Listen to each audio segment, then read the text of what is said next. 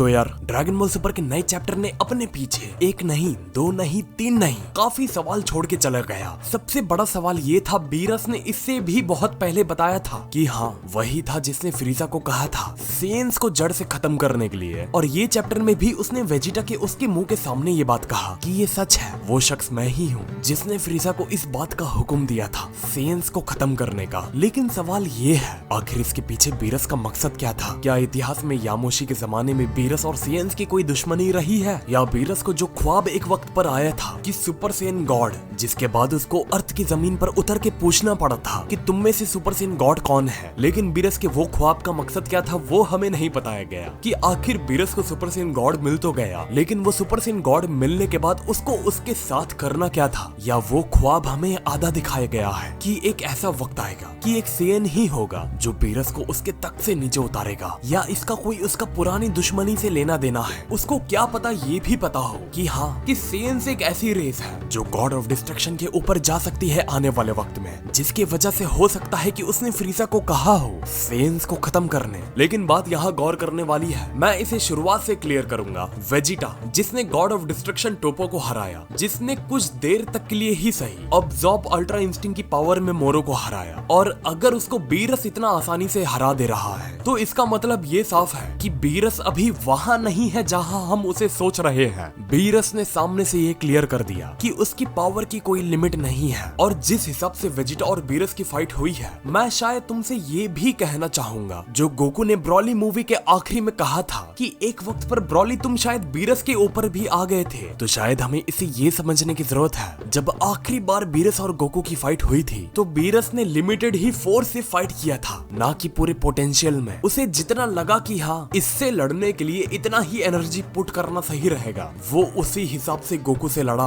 और गोकू ने शायद वही देखकर कह दिया कि हाँ ये एक हद थी जहाँ मैं बीरस के पावर लेवल को घसीट के लेके आया था, और ये पावर लेवल को ब्रॉली तुमने क्रॉस कर दिया हो। लेकिन हो सकता है ऐसा कि बीरस ने जितना जरूरी समझा हो उतना ही एनर्जी उसने गोकू से लड़ते वक्त पुट किया हो। और हमने ये टूर्नामेंट ऑफ पावर में देखा था, टोपो ने खुद को पूरा ट्रांसफॉर्म किया था डिस्ट्रक्शन फॉर्म में, जिसमें आज तक हमने उस फॉर्म में बीरस को नहीं देखा है। देखा तो दूर की बात, बीरस यहाँ तक कि आज तक कोई भी बैटल में, चाहे वो गोकू चाहे वो वेजिटा हो, लेकिन हमने उसे अभी तक पूरे पोटेंशियल में नहीं देखा है। और उसने वेजिटा को भी पिछले चैप्टर में ही साफ कर दिया कि तुम जहाँ मुझे सोचते हो मैं वहाँ नहीं हूँ। बीरस ये कह के वेजिटा और गोकू के दिमाग से, और खास करके हम फैंस के दिमाग से, ये बात को क्लियर करना चाहता है कि अगर हम ये सोचते हैं कि मास्टर अल्ट्रा इंस्टिंक्ट एक ऐसी चीज है जो शायद बीरस को हरा सकती है, तो शायद हमारा ये सोचना गलत है। और विज की सबसे बड़ी बात इस चैप्टर में ये रही, जब बीरस और वेजिटा की फाइट चलती होती है तो हमें बीरस का सिग्नेचर मूव बताया जाता है, और उसका सिग्नेचर मूव हकाई को बताया जाता है कि बीरस का जो सिग्नेचर मूव है वो है हकाई। और बीरस के सिग्नेचर मूव से सिर्फ वेजिटा का आर्मर टूट जाता है। गोकू भी उस एनर्जी को देखकर थोड़ा सा चौंक जाता है। हमें यहाँ ये मानना पड़ेगा, एनर्जी भी काफी मायने रखती है कि वो कौन सी एनर्जी है, अल्ट्रा इंस्टिंक्ट वाली, सुपर सेन ब्लू वाली, गॉड फॉर्म वाली, या डिस्ट्रक्शन वाली। इन सबकी एनर्जी का देखा जाए तो अपना अपना खौफ है, लेकिन गोकू खुद डिस्ट्रक्शन की एनर्जी जो होती है उसे देखकर उसे भी हैरानी होती है कि इसकी एक जर्रा भर से भी एनर्जी अगर चाहे तो पूरे प्लेनेट को खत्म कर सकती है। अब मैं तुमको शायद यहाँ एक एग्जांपल देता हूँ। अगर गोकू एक प्लेनेट को डिस्ट्रॉय करना चाहे तो शायद उसको एक बॉल हाथ में बनाना होगा उस प्लेनेट को खत्म करने के लिए। यहाँ तक कि स्पिरिट बॉम्ब की भी जो एनर्जी होती है उसमें भी किसी को खत्म करने के लिए एक बड़ा सा बॉल बनाया जाता है जिससे वो एक पूरे शख्स को खत्म कर सके। लेकिन मैं तुमको इससे यही बताना चाहता हूँ कि हर एनर्जी में कितना फर्क होता है। अगर वही जगह पर हाकाई की एनर्जी एक बूंद भी किसी प्लेनेट पर या किसी चीज से छू जाए तो उसे शायद पूरा एक प्लेनेट, पूरा एक कैरेक्टर गोकू और वेजिटा की तरह खत्म हो सकता है। फिर से दोहरा रहा हूँ, एक बॉल भी नहीं, सिर्फ एक छोटी सी बूंद का जर्रा भी छू भी जाए तो उसका पूरा वजूद खत्म हो जाए। यहाँ तक कि सामने वाले खड़े हुए एंजल के मुंह से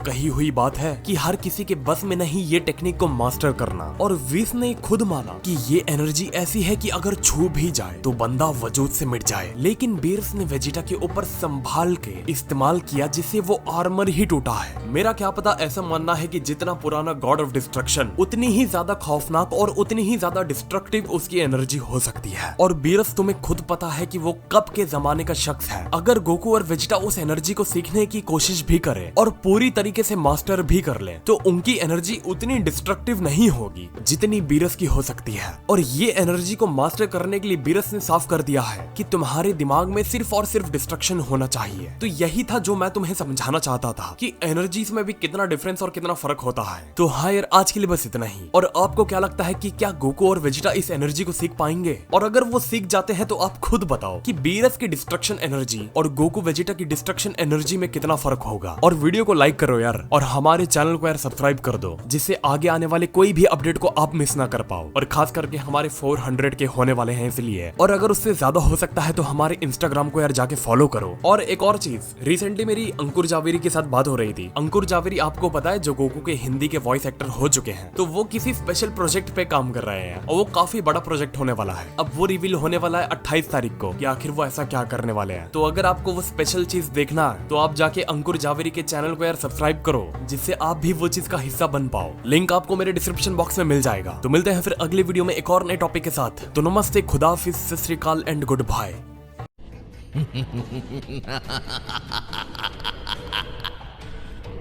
गोकू, मैं आ रहा हूँ।